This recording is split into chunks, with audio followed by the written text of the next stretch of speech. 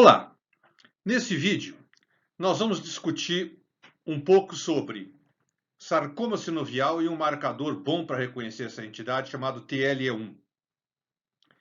A gente conhece o sarcoma sinovial, de maneira geral, com aquele padrão clássico ou bifásico ou monofásico. Sucede que, de vez em quando, o monofásico tem uns padrões diferentes, esclerótico, mixoide ou com calcificações, e também aquele padrão um pouco diferenciado, e nós vamos conversar um pouco sobre eles e como o TLE1 reconhece essa entidade.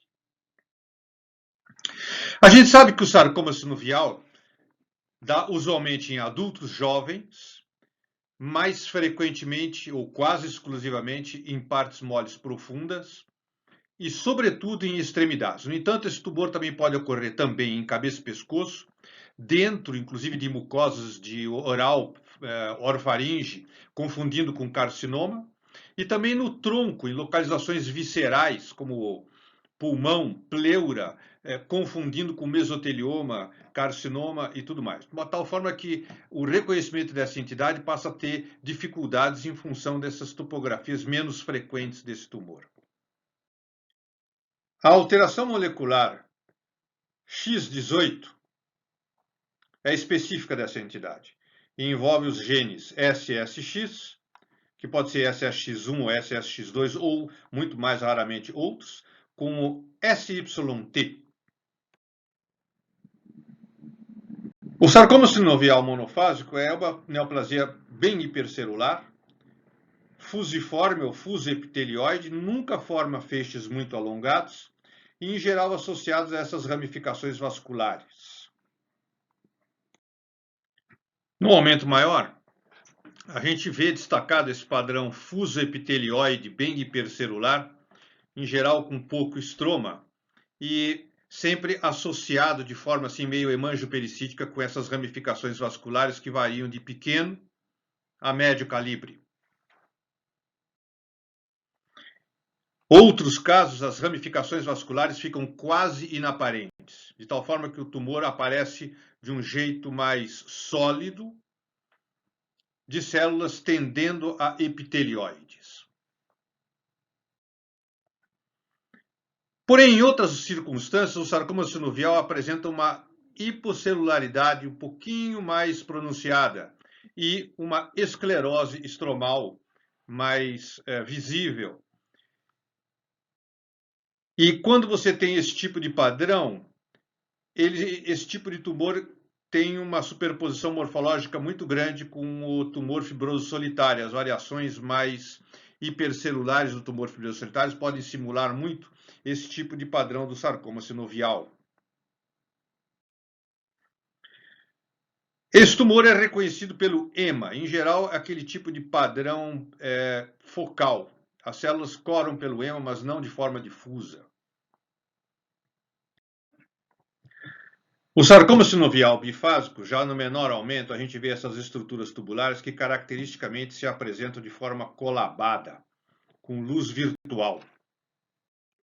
No aumento intermediário, a gente já vê aquelas duas componentes do tumor.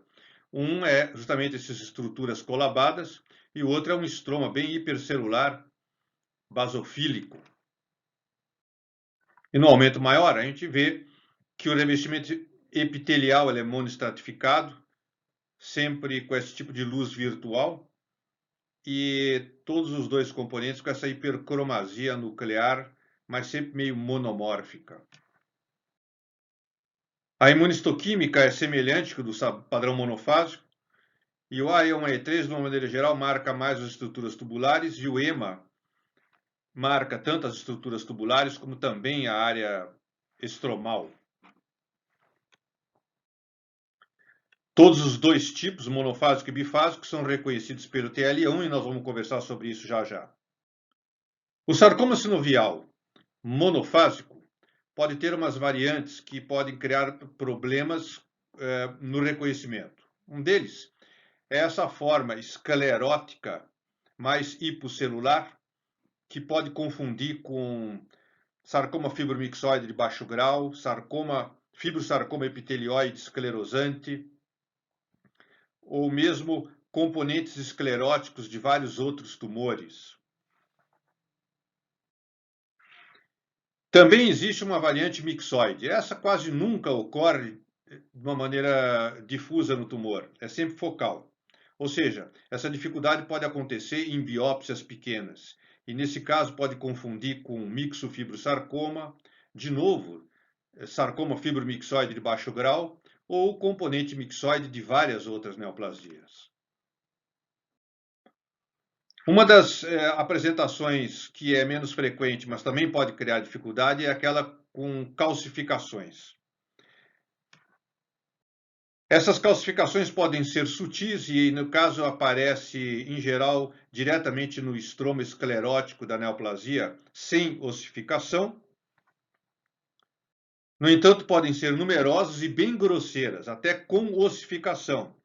E aí pode acontecer de o padrão de calcificação e ossificação prejudicar no diagnóstico diferencial e sugerir neoplasias que ossificam, tanto benignas como malignas. Esse último padrão é o sarcoma sinovial pouco diferenciado.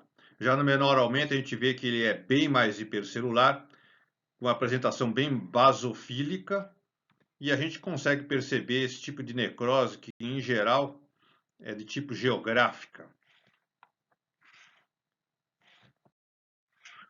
O padrão celular, ele perde um pouco aquele jeito mais fusiforme ou fuso-epitelioide e começa a ter uma tendência de arranjo sólido de pequenas células com escasso estroma e escasso citoplasma.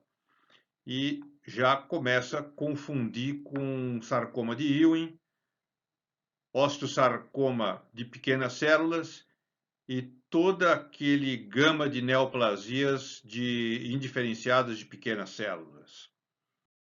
Esse tipo de tumor tem uma apresentação forte do CD99, se superpondo a todos os outros diagnósticos diferenciais que eu mencionei, mas também é reconhecido pelo TL1. O sarcoma sinovial expressa, de uma maneira geral, citoqueratinas, várias delas. Inclusive, as citoqueratinas mais comumente expressas são aquelas associadas a baixo peso. Outros anticorpos também reconhecem o sarcoma sinovial. Eu já mencionei o CD99, mas todos eles, de uma maneira geral, são bem poucos específicos e não dão numa porcentagem razoável. O sarcoma sinovial é uma daquelas neoplasias que pode ter perda total ou parcial do INI1. Numa circunstância onde você tem o TL1 meio difícil de ser interpretado num padrão morfológico convincente, a perda parcial ou total do INI1 pode realmente ajudar. Vamos falar então do TL1. Ele é relacionado com a via WNT e foi identificado em microarrays. Ele se expressa normalmente na embriogênese e codifica repressores transcricionais.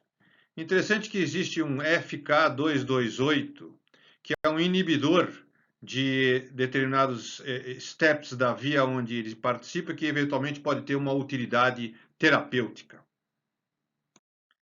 As primeiras publicações foram muito promissoras. Colocaram o sarcoma sinovial com 100% de positividade e praticamente a ausência de expressão nas entidades que são mais diferenciais.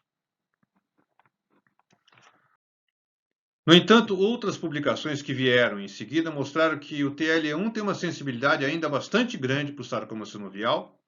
No entanto, ele também é expresso em outros tumores, especialmente tumor fibroso solitário e a variante hemangiopericitoma, alguns casos de tumor maligno de baía neural periférico, alguns tumores de baía neural benignos e uma série de outros tumores em porcentagem muito pequena. Em resumo, o TL1 é bastante sensível para o sarcoma sinovial, incluindo todas as suas variantes, mas também em porcentagem menor pode estar presente no tumor fibroso solitário, também nas diversas variantes dele, e no tumor maligno de baía neural periférico. De tal forma que é sempre importante utilizar o TL1 em contexto de painel, utilizando outros marcadores que reconhecem outras entidades diferenciais, que nós vamos falar, inclusive, em outros vídeos. Para concluir, todas as variantes do sarcoma sinovial, como é o caso dessa variante aqui esclerótica, reconhecida pelo TLA1, a variante mixoide também é reconhecida facilmente pelo TLA1, além da variante bifásica, cuja positividade do TLA1 dá nas duas fases do tumor. Em resumo, nós hoje conversamos sobre sarcoma sinovial e o TLA1, que é um marcador muito útil para reconhecimento dessa entidade. Até o próximo vídeo.